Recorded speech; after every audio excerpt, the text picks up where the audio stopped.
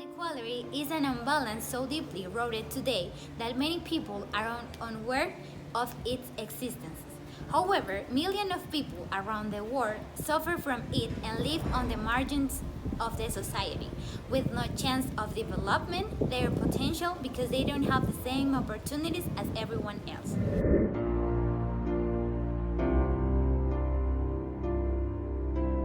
Hi, I'm going to talk about the Ecuadorian inequalities. First of all, Ecuador has a lot of inequalities, but also the country is fighting to try to avoid this.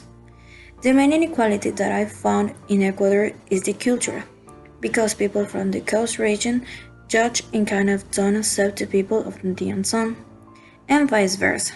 It's for this reason that in the past 3 years the country was in conflict because the Andean people wants to have an important role in the politics sector and try to change the law and have more rights to decide about where the country is going.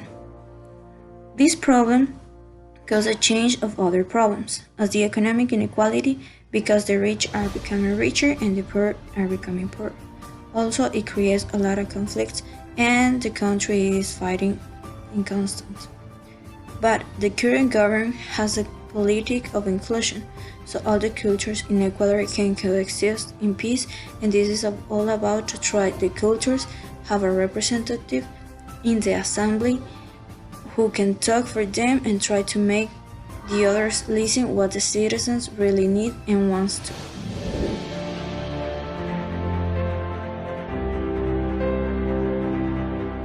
I'm going to talk about this El Salvador situation.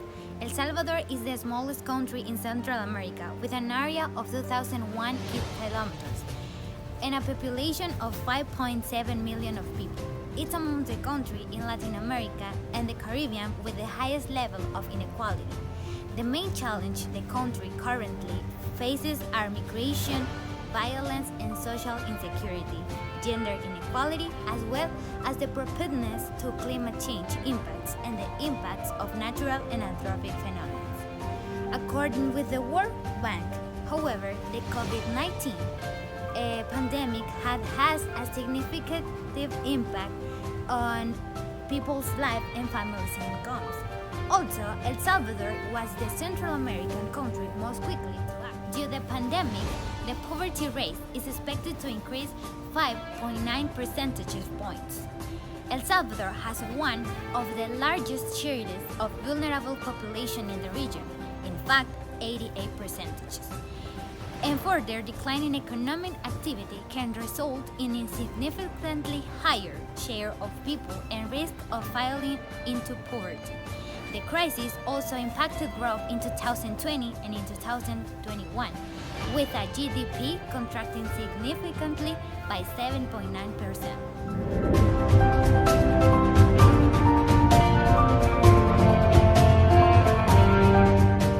According to the ECLAC study 2010, Nicaragua is one of the most unequal countries in the world, as reflected in the fact that currently the poorest 40% of the population only receive less than 15% of the total income, while the richest 20% receive 19.3 times more income than the poorest 20%. Nicaragua is the country with the second highest level of poverty in Latin America.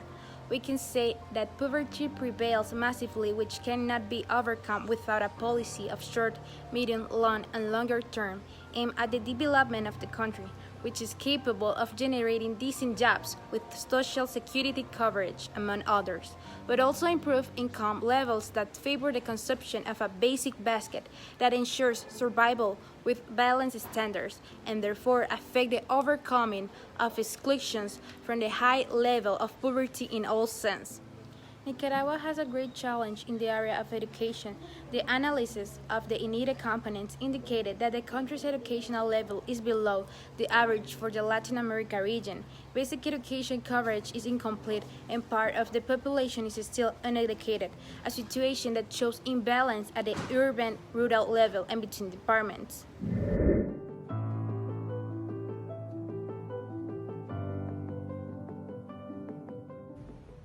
Hello, my name is Daniel Leiva and I'm a student from Zamorano and I will talk to you about the Honduran situation about inequalities. According to the World Bank statistics, Honduras is the sixth most unequal country in the world. 64.5% of the population have incomes of less than $50.50 per day, and 42.8% of the population live in extreme poverty and have incomes of less than $1.90 per day. Honduras has the second highest poverty rate in Latin America and the Caribbean. Also, Hondurans struggle with high levels of violence, with over 38 homicides per 100,000 people in 2018. This rate has decreased in the recent years, and it reached a peak of 83 homicides per 100,000 inhabitants in 2011, and this homicide rate was higher than Afghanistan's and Syria's homicide rate. The scarce and ineffective investment in social spending, the capture of the social process by the elite, fiscal injustice, corruption, and weakened institutions contribute to growing inequalities in the country. Gender inequality levels across health, education, labor market participation and representation, and compared to men, many more women from Honduras live in poverty, confront various levels of gender violence daily, have no income of their own, and on average earn 65 cents for every dollar a man earns. Honduras is characterized by extreme inequality, and the nature of this inequality divides the population into two segments: a mass of poor people and a very small elite. SDG 10 promotes reducing inequalities caused by reasons such as gender, age, disability, race, ethnicity, or religion, especially in the case of disabled people who live with a very significant economic disadvantage, which entails additional expenses in their daily lives as they must acquire technical and support means for the development of their personal autonomy and independent living. This objective also seeks to improve the regulation and control of financial markets and institutions. Some of the goals of these objectives are to reach income growth for the poorest 40% of the population, enhance and promote social, economic, and political inclusion of all people without discrimination, ensure equal opportunities and reduce inequality of outcomes, facilitate orderly, safe, regular, and responsible migration and well-managed migratory policies. We, the youth, are the future of society, and we are in charge of changing the world as we know it. We are lucky to have access to many different tools that help us be aware of everything happening around the world, like internet, television, education, and projects.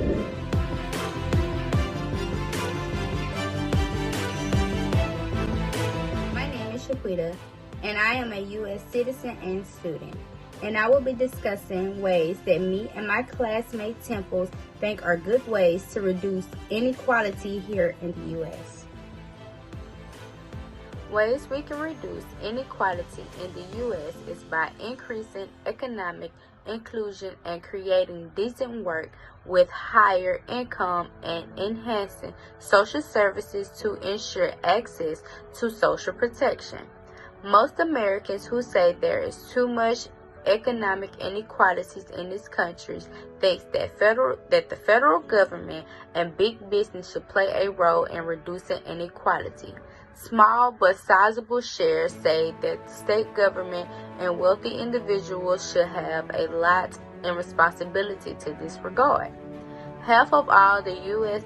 adults think the federal government has a responsibility to provide all Americans with high quality K-12 education, adequate medical care, health insurance, income and retirement, and standard of living. COVID-19 has impacted the poorest and most vulnerable communities the hardest. It has put a spotlight on economic inequalities and social safety nets that leaves vulnerable communities to bear the crisis. At the same time, social, political, and economic inequalities has amplified the impact of the pandemic. On the economic front, the COVID-19 pandemic has increased global unemployment and dramatically slashed workers' income.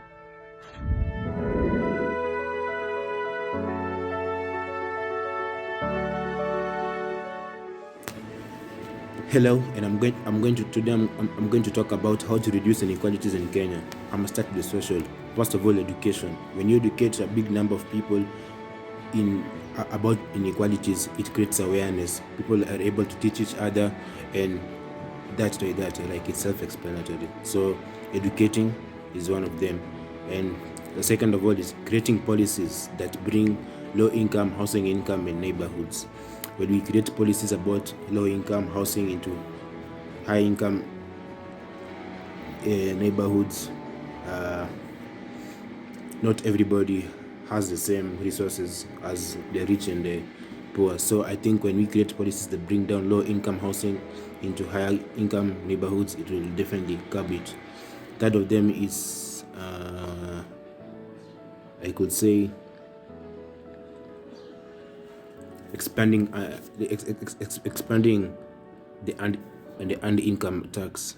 When you expand the earned income tax, we are able to reduce inequalities, because, like I've said in the second point, that not everybody has the same resources. Some people are rich, poor, and others are middle class. So I think when you expand the earned income tax, we are able to play fair, and the rich, poor, and the middle class people are able to they're going to feel equal. In my third point, I can say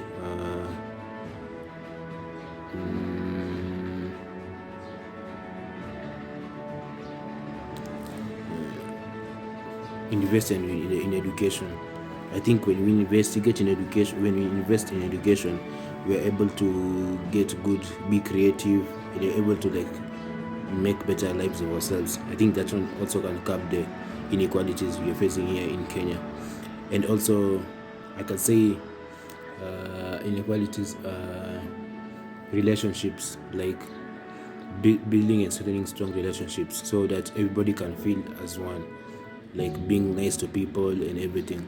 Yeah, that's all I had to say. And projects like this one, like COIL, where we can get to know more about the situation in countries all around the world, and we can listen to other people's point of view of the different issues we face nowadays. This project was a very enriching opportunity, and we are all happy that we had the opportunity to participate. Thank you. The world, as we know, it is in danger. We are at a crossroad, and it is time to decide if we will permit inequalities to keep being something normal for some people. Do we want a world where women do not have the same possibilities as men? Do we want a planet where tons of food are wasted every day while millions of people have nothing to put on the table? Do we believe that society can grow and develop when millions of children has not access to education? It's time to change.